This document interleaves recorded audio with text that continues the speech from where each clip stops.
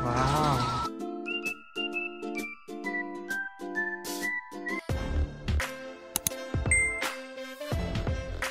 Hello guys, kamusta po? Ngayon ay nandito po tayo sa Capas Tarlac. Bali meron po tayong site visit, tapos po meron tayong ongoing project sa Pangasinan. So after natin mag site visit, diretso po tayo din sa bahay po ng subscribers natin sa Pangasinan. At i-check mo natin yung mga ilalagay natin curtains sa bahay niya. Plus, ang request niya sa atin is magkaroon daw po tayo ng house tour. So tutur ko kayo sa bahay po niya, no?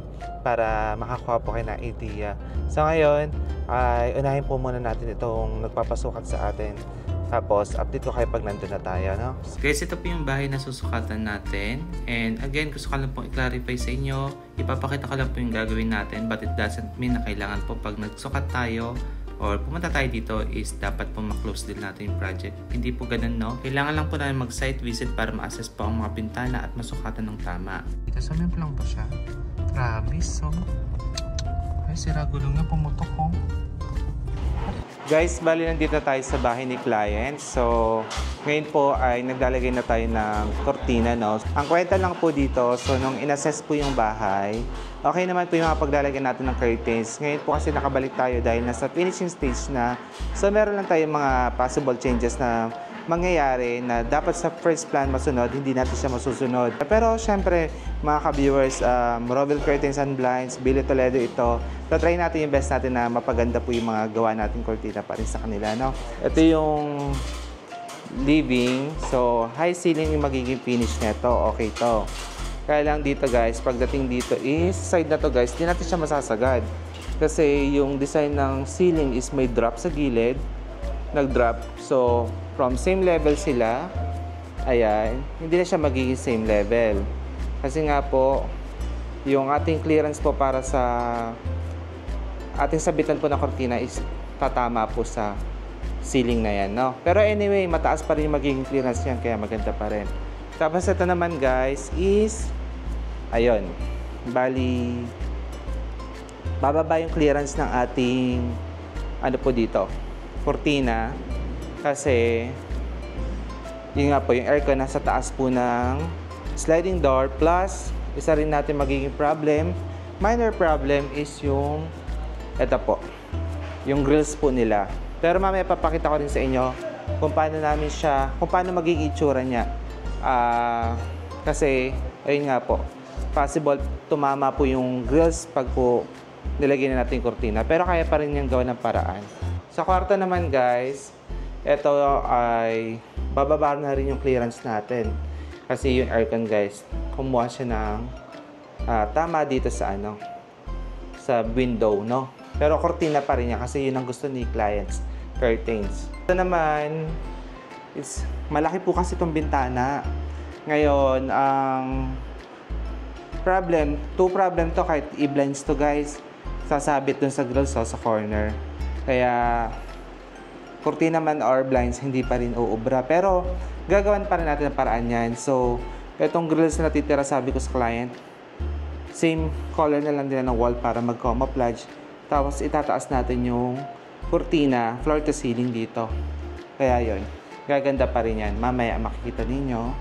Anyway, ito meron na tayo nasabit dito. Ayan. So ito guys, bumaba din ito kasi ayun nga yung aircon guys, tumama sa window sa taas. Pero yan, meron na sila natatapos la Roda. Kaway-kaway guys. Ayan. Oh. Yung si Roda guys, di mahihain si Jilly, no? Mahihain. Ay, sige. Mamaya guys, itutur ko kayo sa loob. Hopefully yung labas mapakita ko sa inyo. Kasi ayun, umuulan po ngayon dito sa Pangasinan. Gusto ko sana ipakita sa inyo yung itsura po ng bahay. Check natin ha, baka pwede naman akong makalabas para maipakita ko po sa inyo. Okay. Actually, maliwanag. Nakakatuwa pala umulan dito. Tingnan nyo guys. Malakas yung ulan, pero maaraw. Kaya pa to guys, sana matapos na yung ulan. Mga ka-viewers, bali medyo humina na po yung ulan. Bali start tayo sa gate. So ito po yung itsura ng gate nila. And dito po sa gate, meron service gate na meron pong DG. Si Dolce & Gabbana po kasi ang may-ari talaga ng bahay na ito. Charot lang, bali po yan po kasi first name ni client nung mag-asawa po. Tapos dito meron silang garahe po na meron pong ganitong klase po ng gate. Ito po nakita ko na to dati pero hindi ko pa siya nakita ng actual sa bahay-bahay po ng mga client. So first time ko po ito. So ang ginawa ko po syempre, alamin natin kung paano siya gumagana and ano itsura sa loob. So ganyan po yung itsura niya once na na-install. Yung motor niya nasa itaas. Wow. High-tech. Galing ha. Ganda no, Rods? Nice.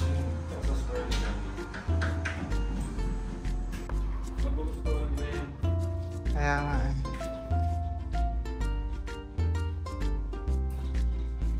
Ganda ng garahe.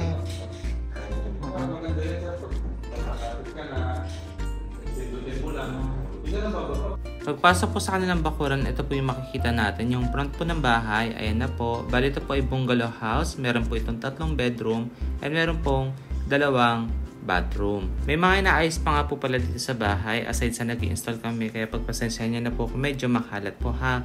Ito na po yung ceiling nila. Tapos po, ito na po yung mga windows nila. Reflective po yan. And yung kanila pong exterior ng bahay naglalaro po sa gray, mud pie, and brown. Ito pong accent nila, ito po ay tiles. 15 by 90 po yung nilagay dyan. Ano mga ka-viewers, bali 8:18 po ng gabi. Bali start tayo ng 10 a.m. tapos 8:18 p.m. po tayo natapos, no? Kaya maaga po tayo natapos kasi ayun po, we'll try our best po talaga na makapag-fabricate tayo bago tayo pumunta sa project po ng client para ma-lessen po yung time. So ngayon po, 8:18 p.m. po tayo natapos. And finally, sana po magustuhan nyo yung nagawa namin dito sa bahay po ni client. Although, may mga onting challenges, pero syempre tayo mga ka-viewers, hanggat kaya natin gagawin natin ng maayos para mapaganda po yung bahay po ng ating mga nagiging kliyente. So una ko pong ipapakita sa inyo yung kanilang living area. So, ito na po yung kanilang living area. Ayan. So, yung napili pong kulay ni client is color cream. Yan po ang kulay ng kortina ni Ivana Alawi. Pero syempre, hindi po ako gumawa nun.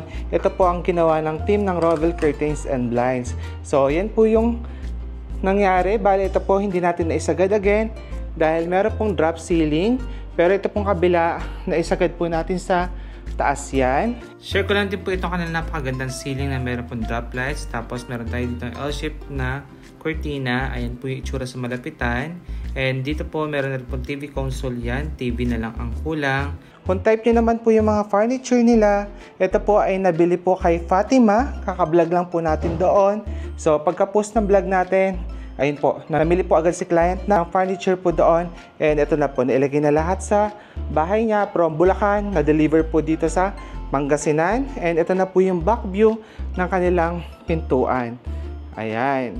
After naman po natin sa living area, dito naman po tayo sa kanilang dining area na meron din po ditong 8-seaters po na dining set. So ito po mga ka-viewers yung finished product natin. Zoom ko na lang.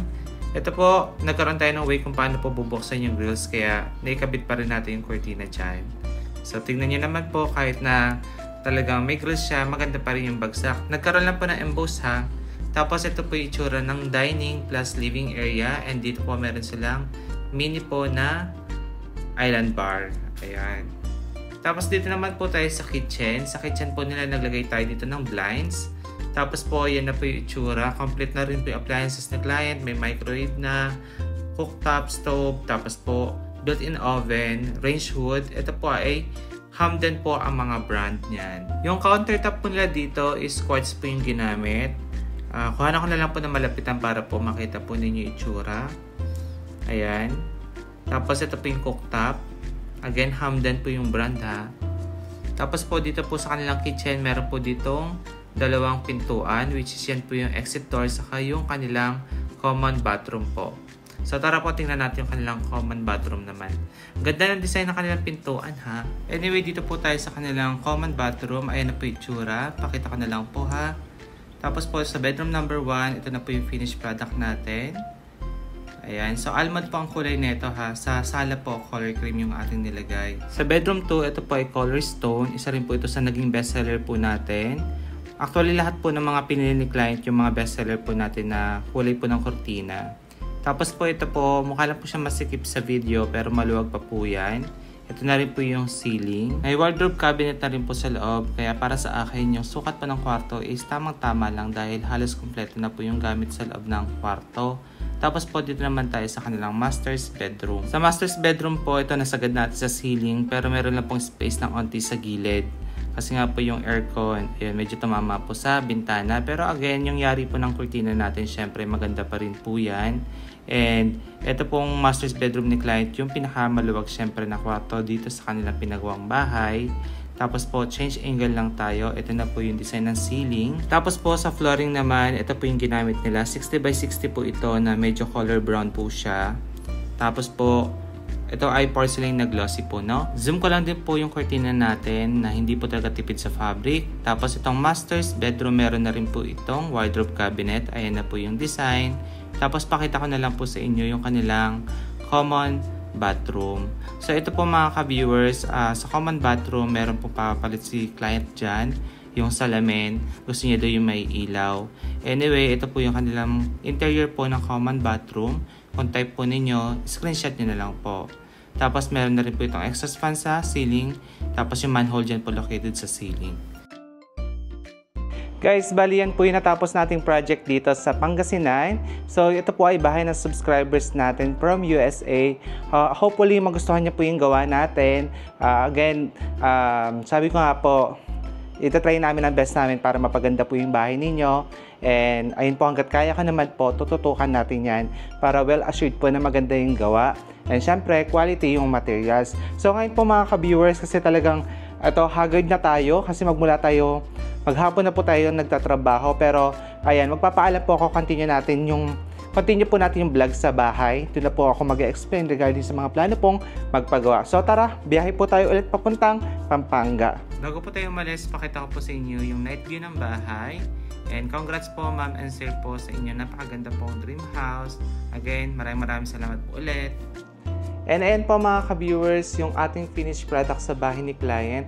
Yung owner po, nung ginawa namin, hindi pa talaga sila nakakauwi. Mga siguro 4 days before, bago sila umuwi, pinakabitan nila kasi magka-house blessing. And ito na rin po yung sinabi niya nung nakita niya yung kurtina namin. Actually po, meron silang visitor na gustuhan po yung aming nilagyan. And plano din daw po kunin yung aming serbisyo. Ganun. Kasi sabi ko nga po sa inyo, napakaganda po talaga ng curtains natin. And meron po kami nilagyan ngayon dito sa Pampanga. Although i-upload ko soon, yung kliyente po na iiyak and tumaas yung balahibo niya kasi hindi niya daw po expect na nakita niya lang sa video, pero sa personal, mas maganda pa daw po talaga, no? Ngayon po, kung gusto niyo naman po kunin yung serbisyo namin, pwede niyo po kami i-message sa aming Facebook, Billy Toledo Vlog, Rovel Curtains and Blinds. Gusto niyo po mag-direct call, ayun na po yung phone number. Meron po kami installment plan, pwede po natin pag-usapan kung paano pa natin gagawin yung installment plan ninyo para po makagaan-gaan po sa mga client natin nagpapagawa ng bahay. Lagi niyo po tatandaan bago po magtapos ang ating vlog, kung gusto niyo pong gumanda ang house po ninyo and into that po kayo, baka po yung serbisyo namin ang hinahanap ninyo. Kasi po, ayun nga po, sabi nga nila, ang kurtina po ang makeup ng bahay. So again, maraming salamat po ulit. Sana meron kayo na akong idea sa vlog na ito. Ingat po kayo and God bless.